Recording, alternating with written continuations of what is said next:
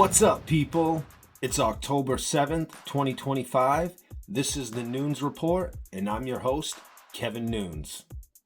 President Trump has been flirting with the concept of invoking the Innsurection Act. This ties right in with the plan. He just stated also, while sitting with Mark Carney, that every single country is in on the plan. Very interesting wording. He is considering invoking the Innsurection Act. These Democrat sanctuary Antifa zones that are calling for the Insurrection Act the leaders there are acting like we're crazy. There's no problem in our cities. Are you kidding me? Every single one of them, Seattle, Portland, Minneapolis, Boston, New York, Washington, Philadelphia, Detroit, all of these shitholes are run by Democrats. Even in the Republican-run governor states, all the Democrat cities are the shitholes. Tell me when I'm telling lies. The Innsurection Act is going to be what we've been waiting for. George Soros funded cosplay Trantifa are not going to be able to stop the plan. Every single one of us have been waiting for 8 years for what's about to happen. And even Democrat liberal media outlets are reporting heavily right now on what is the Insurrection Act.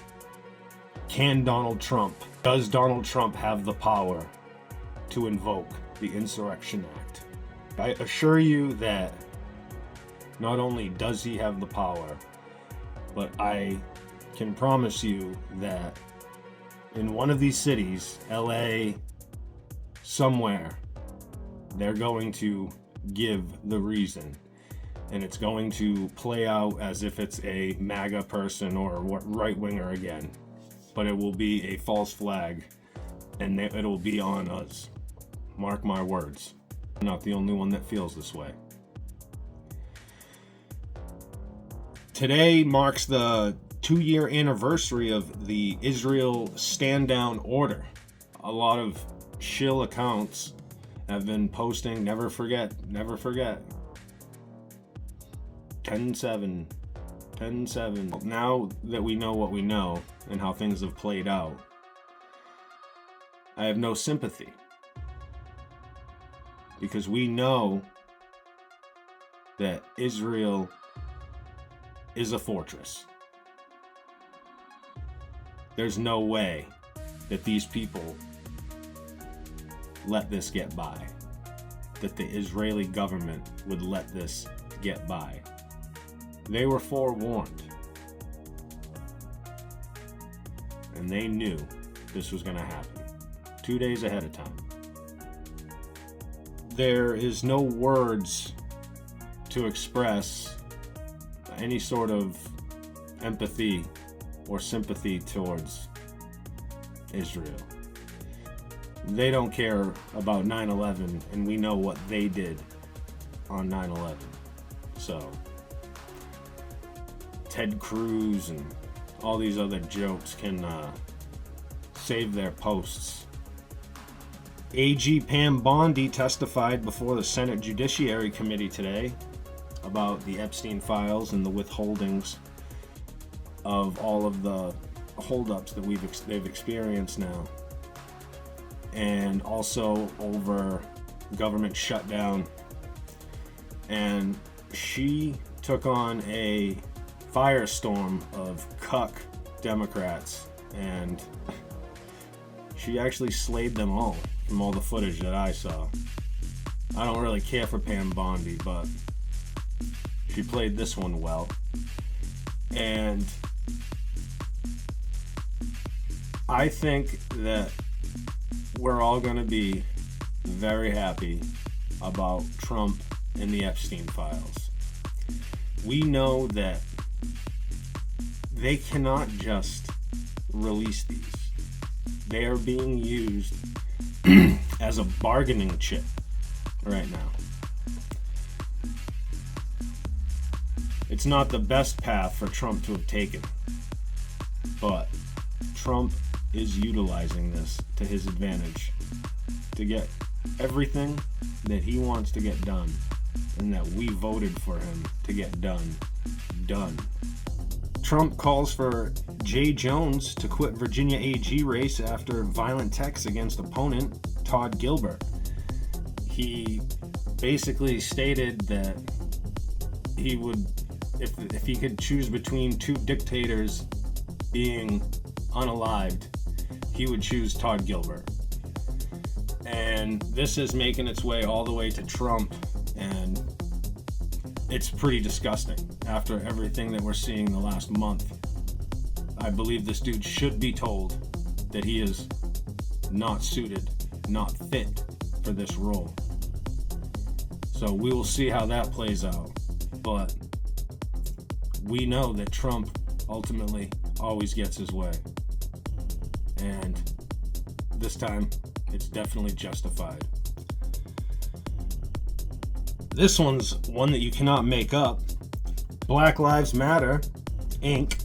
is suing the Soros-funded Tides Foundation, accusing it of withholding $33.4 million in donations.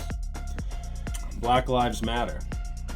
We all know that it is in 2020, it emerged fully that it was a corporation, and that its sole purpose was taking money through Act Blue and a multitude of other massive super PACs and NGOs. The lady that, I can't even think of her name, the main face, who isn't even the founder, but the face of it, she lives in like a $30 million house. Even if it was, I'll be generous, it was a $5 million house.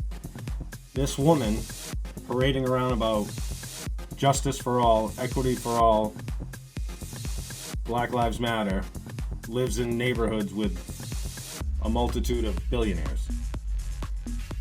And we knew that it was always a front, that it was just a Soros, Rockefeller, all these people.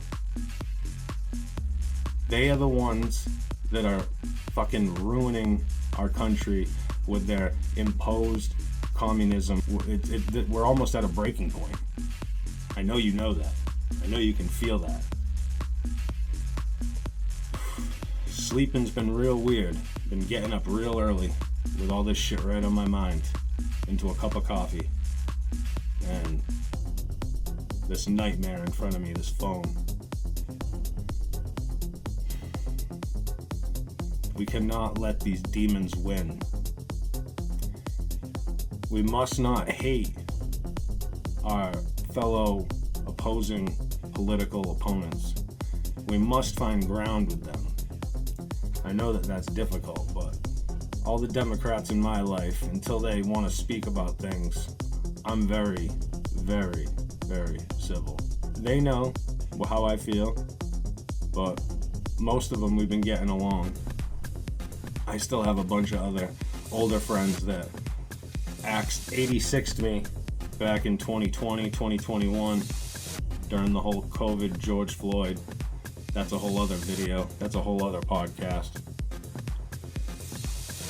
50 Cent states that kids should be raised the traditional way without LGBTQ plus themes in cartoons.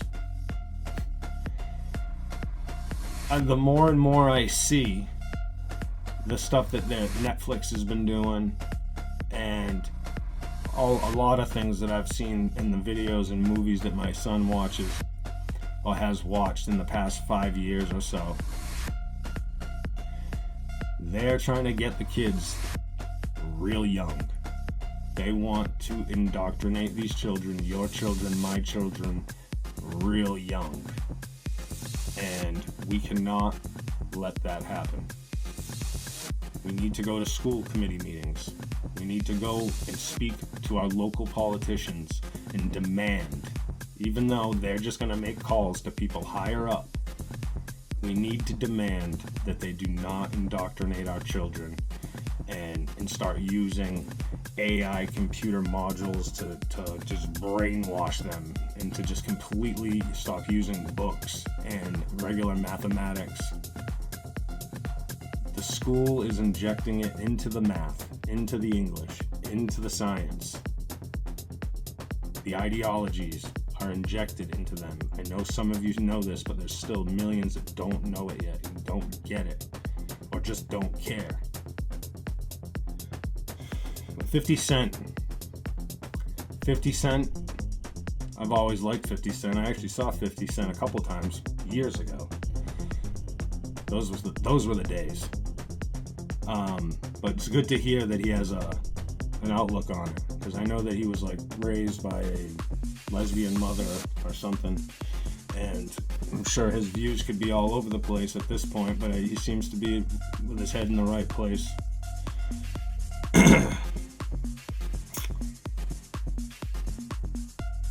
That's all I got on this episode of The Nunes Report.